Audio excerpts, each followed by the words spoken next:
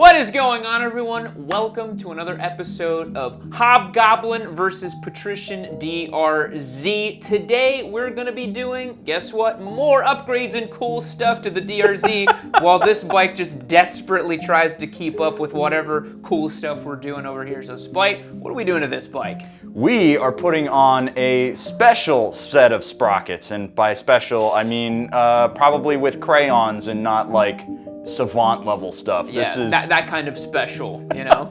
It's what I will say is it's going to be pretty crazy. That's for sure. Yeah, we're gonna see if we can get a little bit more acceleration out of this DRZ to keep up with this awesome, minus 70 pounds of curb weight Hobgoblin over here. We're gonna be doing some drag racing today, see if Spike can keep up now with this true race bike. Hey, you're the one who needs to keep up. I won the drag races. No, this thing's faster now. It already begins, guys. Let's get into it.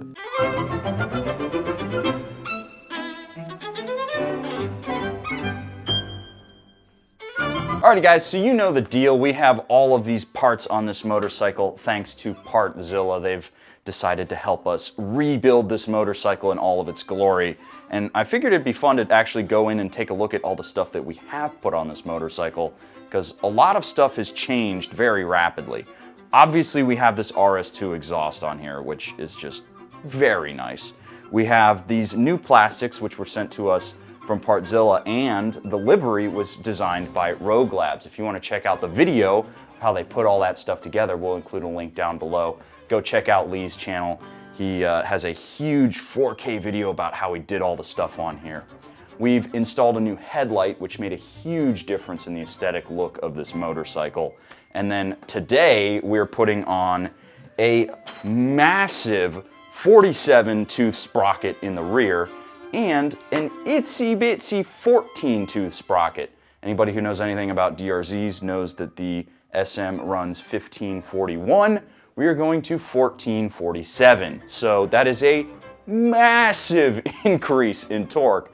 In fact, we figured it at about 18.5% increase in torque and 18.5% decrease in top speed, which means I'll probably be topping out around 75 miles an hour, but should wheelie real good.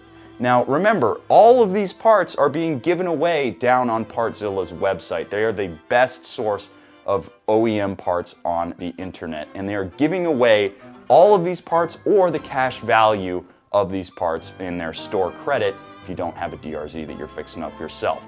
Click that link down below, get yourself entered to win all of this cool stuff, or again, the cash value equivalent, because $1,400 worth of parts, that's a lot of work on your motorcycle. They don't just include OEM stuff too, they do have aftermarket parts like these exhausts. So go check them out down below, get yourself signed up to win. Now I am dying to get this sprocket on this motorcycle, so let's get to wrenching.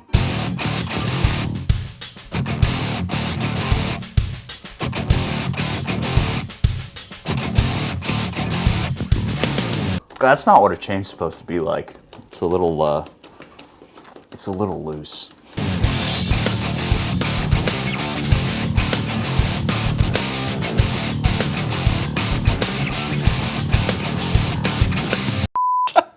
Did you get that on camera? Did you get that on camera? That was a little loose. That was finger tight. Uh-huh. So guys, for y'all at home, a front sprocket is supposed to be bolted on at like 80 foot-pounds of torque. You probably need a buddy to like stamp on the rear brake and hold the bike down as one guy just cracks it with a giant torque wrench. Spite literally just took that off like with just a little. I didn't even put torque. God damn. Okay, is this the first time taking it off? It's the first time I've taken the sprocket off. Oh, God. I've only had it for like a year. Oh my God, dude. and you have the gall to give me about the Jigsaw. You have the gall, the absolute gall. Well, that was easy. Just DRZ things. So that's where we're starting. That's where we're going. Give you an idea of how much smaller that is. All right, guys, so over here on the right, this is Spite's old ratty chain from his DRZ, and over here on the left is our new gold chain that we're gonna be putting on the bike. Now, one of the most important things you can do when you're swapping chains on a motorcycle is just lay them out flat and make sure you've got enough length for whatever your project's gonna be. So we're going with a massive new sprocket on the rear, so we've got enough links over here that we're probably gonna be able to clear it, but we're still gonna wanna cut this chain to the exact right size to make sure he's got the right amount of slack when we put it back on the bike. All right guys, when you're taking off the rear sprocket on your wheel on your motorcycle, it's best to put it on top of an old spent tire like this so that you have, you know, not the brake disc actually touching the ground. And so this sprocket here is held in place by these 6 bolts, and we were actually double checking. And one thing you want to do if you've got an older motorcycle like this you're fixing up is just go through and see that that head is actually going to seat on the bolt before you just, you know, slam a bunch of torque into it, and then you have a stripped bolt and a big problem and a headache on your hands, right, Spike? Yeah, because we've got one here that's a little bit wiggly, so we're just gonna looks go like nice and slow and hopefully just yeah, it looks like the PO was a little bit ham-fisted when he was working on this bike. So yeah, let's. I might actually hit some WD-40 on there to start loosening those. So why don't we start with that? Cool. Alrighty guys, I just wanted, since we're waiting for the WD-40 to sink in, I wanted to take the new sprocket that we're putting on and put it up against the old sprocket just to give you an idea of how much bigger this thing is. That's a substantial increase in diameter right there. What do you think? That's a spicy meatball. Oh man, I might. Jesus Christ. It's gonna be like a 3-gear DRZ here. Yeah. I can't wait to ride it. Ooh, that's on there. Yep. About this guy here. Those boys are really on there. Oh, dude. Fuck, that was painful to watch. God. Did it feel as painful as it looked? It didn't feel like anything, so yeah. I literally saw the bolt come undone. Fuck me, dude. I literally saw you just... That's horrible to watch. Well, let's try to get it from the other side. I think we could pop it off that way. Let's just move on. Let's not do that. Let's let the bolt spin. Okay. Because that's what happened the first time, is I got the bolt to turn. And freedom. We did it. Hooray. No more 41 tooth sprocket going to a 47. 41 teeth? We don't need 41 teeth where we're going. Not where we're going. So it would appear that I have completely mushed that one bolt in there. It is what the kids are referring to as spent. But mercifully, I have had this bolt kit for my bike for a long, long time, basically since I bought it.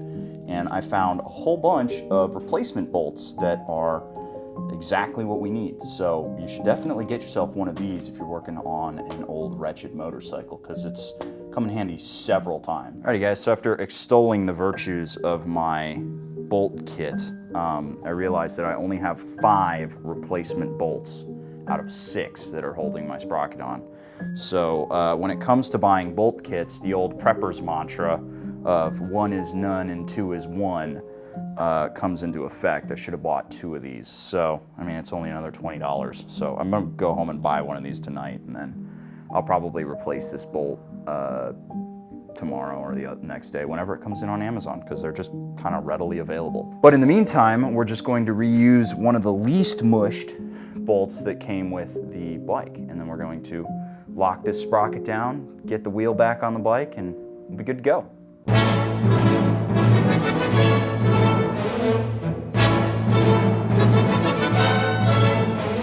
Streusel.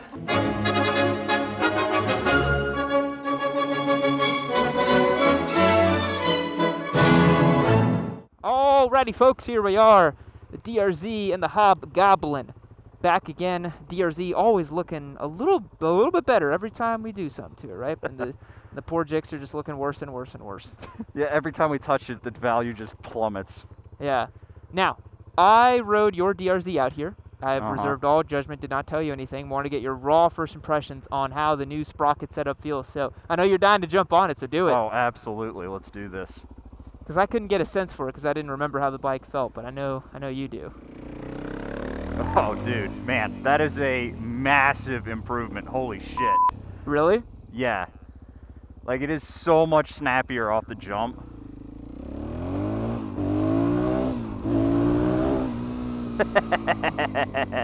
Oh, that's awesome. Nice. That is very good.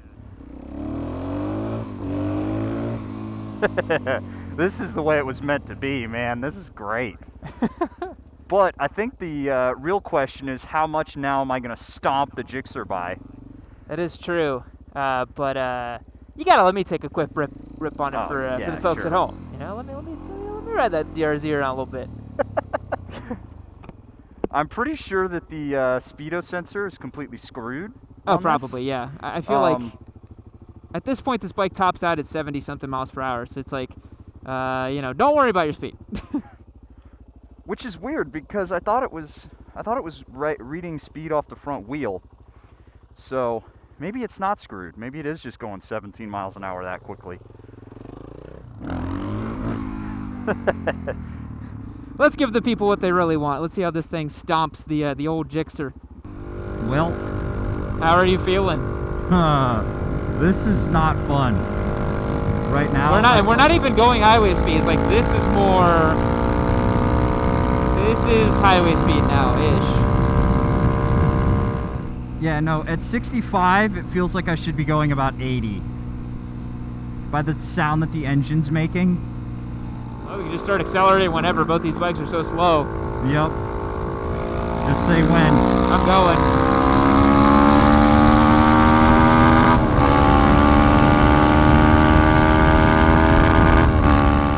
I just hit the cut. I was fuel cut at about 77 miles an hour. Well, we basically made it unusable then. Yep, that's a little rough. I feel like maybe going down to a 42 tooth, maybe a 43 tooth in the rear. So what are you at right now? 46? 47. 47? Yeah. -1 +2 seems like that's the standard, you know, sprocket increase.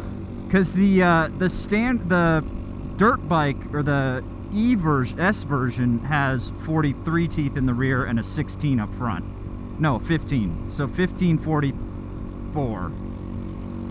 So going to 14, 41 would be fine. Yeah, because it seems like it seems like you got a good amount of new punch down low and in the first through fourth gear, but I mean you've completely obliterated your highway potential at all with that bike. Like it's basically unusable now. Yeah, no, I honestly like 55 is my top comfortable cruising speed. Because even at 60, it's like, dear God, kill me. At 55, it's like, this sucks. Yeah, and that's really not very fast at all, right? No. But that's like, I can be on the highway and I'm good. I accelerate a lot quicker. Yeah, I noticed that. So that helps, but I mean, man alive, this is a little aggressive. Well, guys, learn from spite. Don't go crazy with your sprocket changes, right? Get something reasonable. Yep, because I will need to be clicking down below and going to Partzilla and ordering myself a new sprocket because this is this is not tenable. Bye. Doing 69 miles per hour the way the Lord intended on the Gixxer 250 here. Well, guys, we're going to call this one a mulligan. We're going to need to get a new set of sprockets for this thing because we do actually need it to be usable. As much fun as it is in a parking lot, it is no good on the highway. But if you want to get yourself a new chain and sprockets and experiment with how much torque and how low your top speed can go, click the link down below. Check out Partzilla. They are the cheapest source for OEM parts on the internet. And make sure while you're down there to get yourself entered to win $1,450, over $1,450 worth of parts for your project or your stock motorcycle, because they have aftermarket and OEM accessories on their website. Big thanks to them for helping us out with the DRZ. We've got one, maybe two more mods to do to this thing once we fix the sprockets. But otherwise, they have basically made this motorcycle one to be proud of, and couldn't have done it without them. So thank you to them, and we'll catch you guys in the next one.